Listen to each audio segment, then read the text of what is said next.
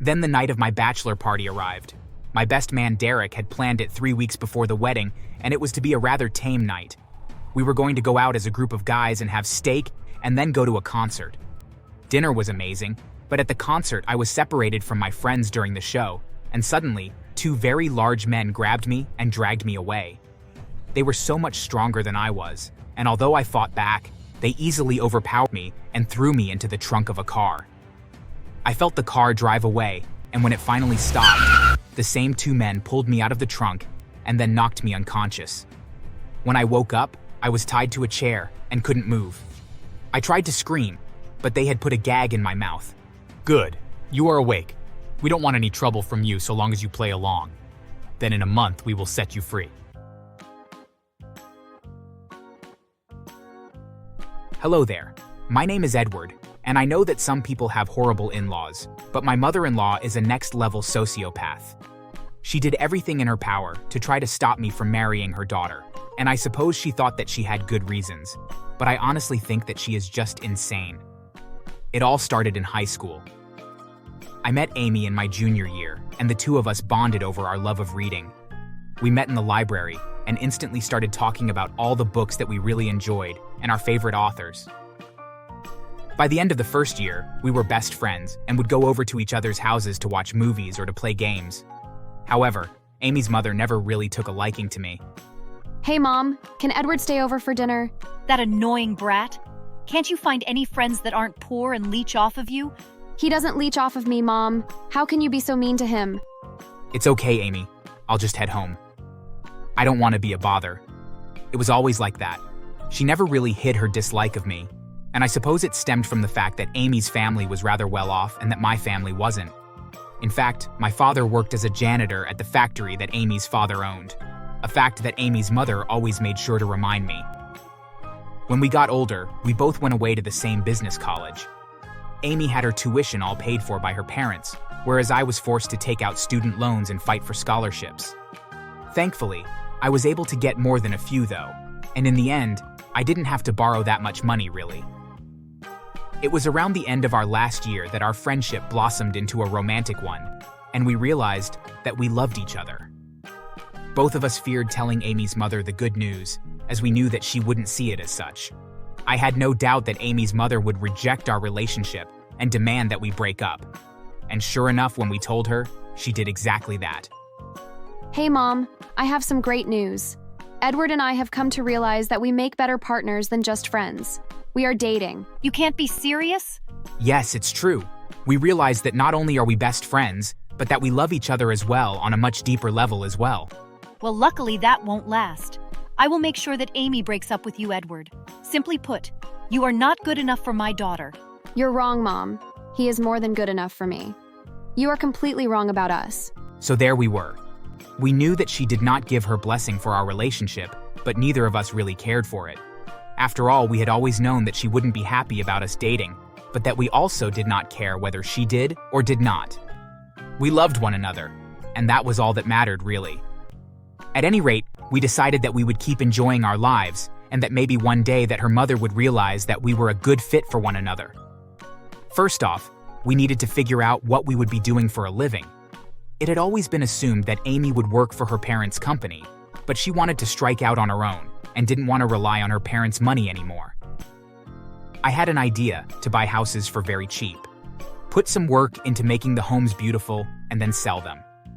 Amy didn't know much about home renovation, but she was excited to try and help me. And so we bought a small house for next to nothing, and over the course of a couple months, we changed the floors and walls and fixed a lot of things that would have made the house an eyesore. It went from nearly being condemned to something that everyone in the neighborhood wanted to own. A month after we listed it, we sold it for quite a bit more than what we had purchased it for. So much so that we were able to bank some of the money we made and buy another such house.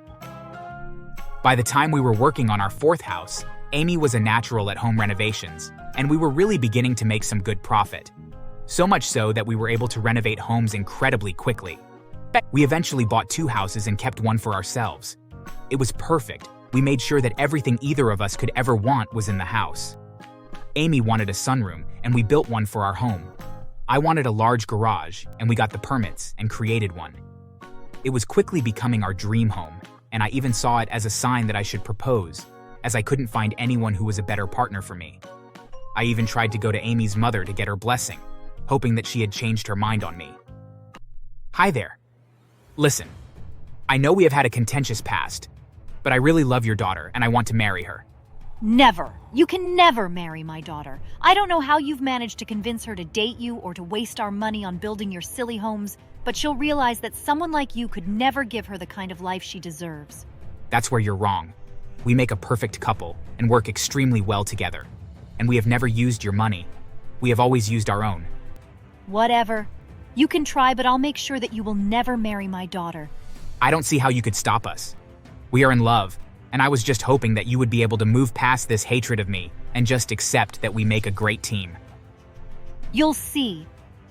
The way that she responded made me feel very uncomfortable, but I figured I had tried to get her on board.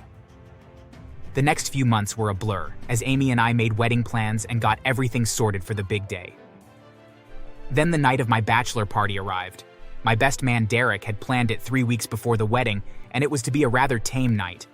We were going to go out as a group of guys and have steak and then go to a concert. Dinner was amazing, but at the concert I was separated from my friends during the show, and suddenly 2 very large men grabbed me and dragged me away. They were so much stronger than I was, and although I fought back, they easily overpowered me and threw me into the trunk of a car. I felt the car drive away, and when it finally stopped, the same 2 men pulled me out of the trunk and then knocked me unconscious. When I woke up, I was tied to a chair and couldn't move. I tried to scream, but they had put a gag in my mouth. Good. You are awake. We don't want any trouble from you so long as you play along.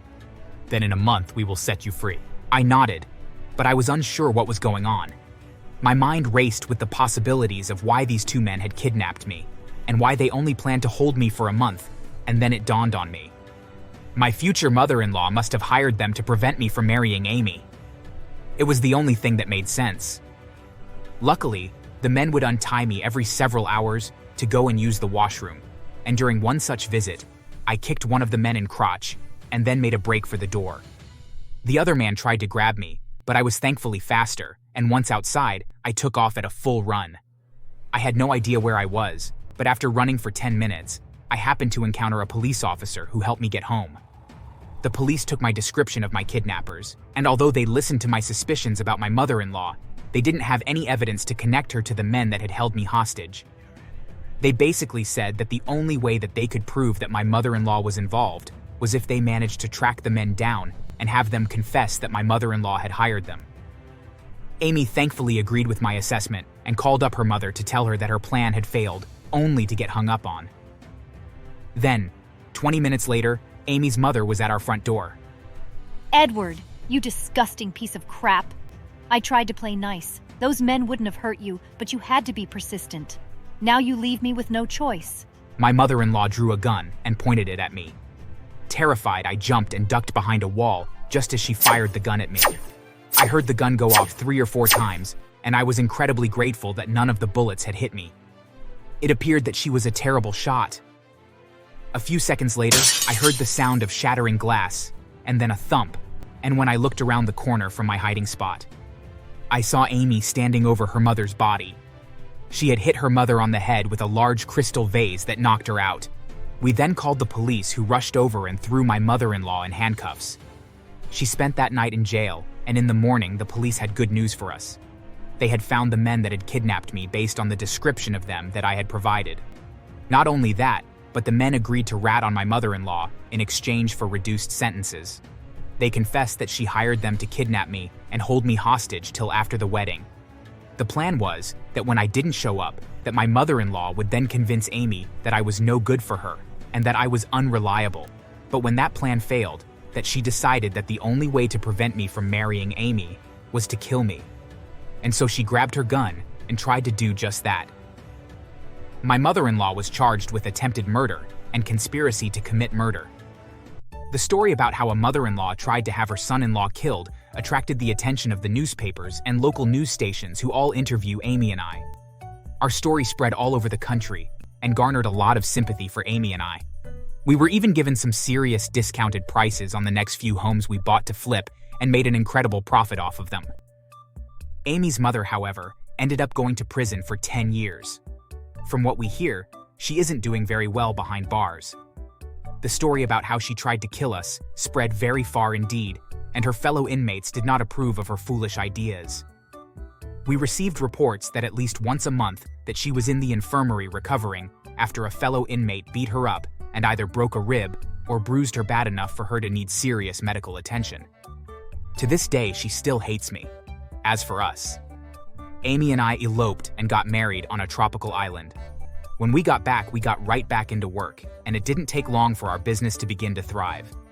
So much so that we now have 4 teams that we hire to renovate houses for us now. We are now making more money than we could ever imagine, and are making plans to expand our family. So yes, I know a lot of people have some pretty awful in-laws, but how many can say that their mother-in-law tried to kill them?